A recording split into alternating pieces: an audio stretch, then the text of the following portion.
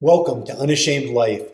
Today we are continuing our study into the Gospel of John as John digs in deeper about telling us who Jesus really is.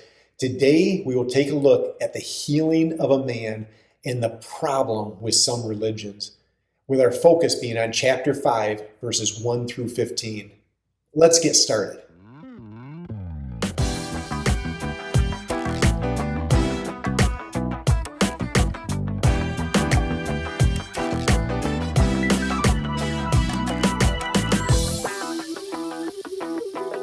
I have had very poor eyesight all of my life. When I was in sixth grade, I had a pair of black plastic frame glasses with little silver footballs on each corner of the frames.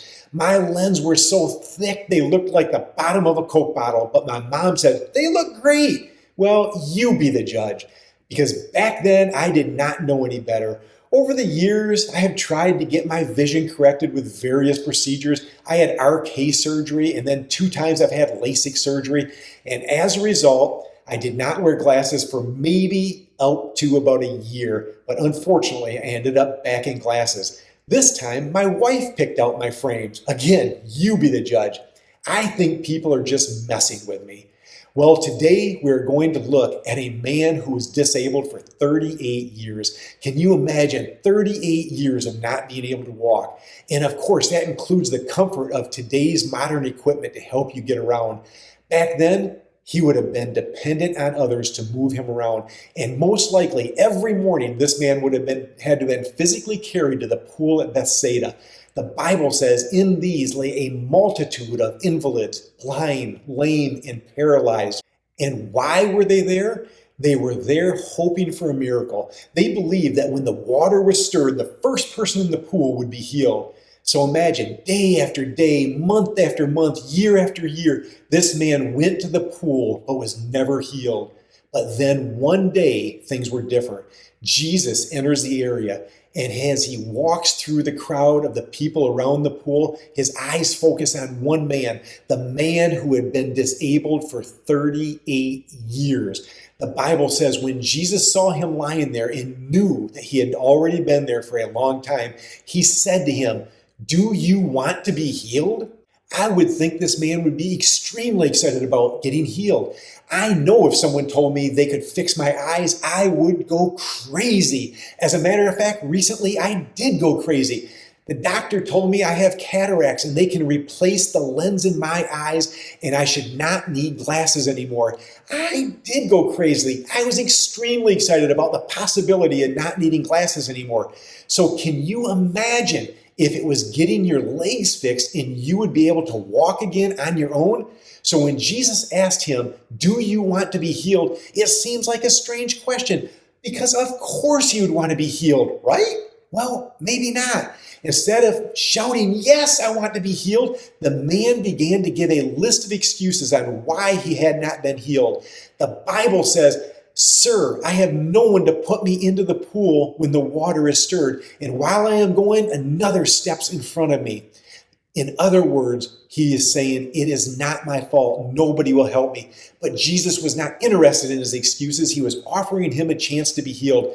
The man thought his hope was in a pool of water. What he did not realize was that the man standing in front of him is the man who created the water that was in that very pool.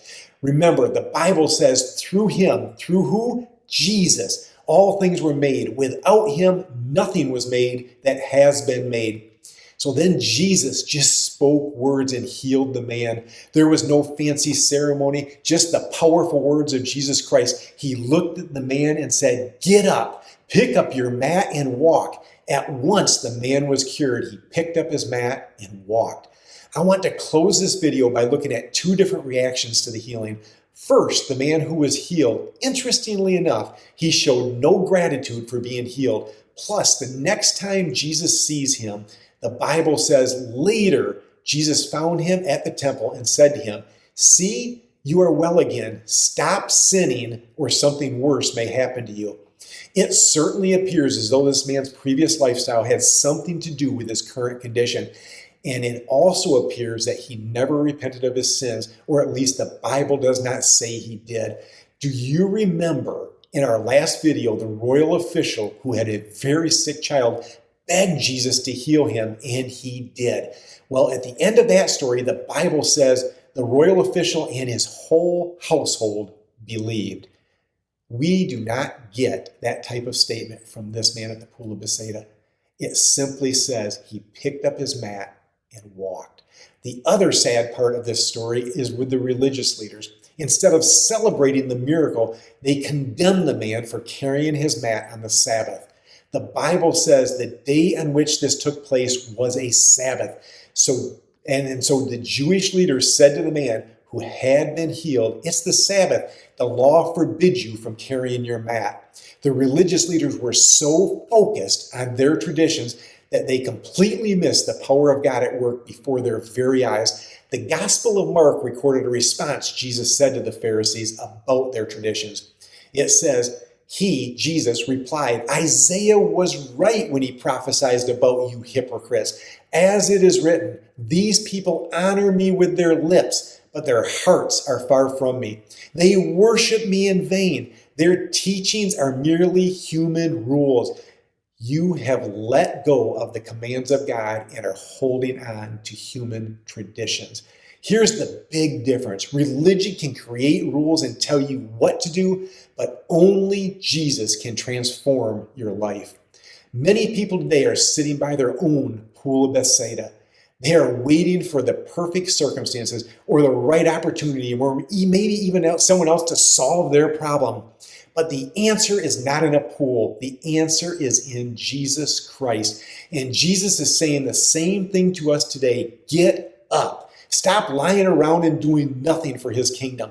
Take up. The Bible says whoever wants to be my disciple must deny themselves and take up their cross daily and walk in obedience to me. So this week, stay focused on what is truly important. Physical healing could change your life, but more importantly, spiritual healing can change your eternity. Next week, we will look at John chapter 5, verses 16 through 30.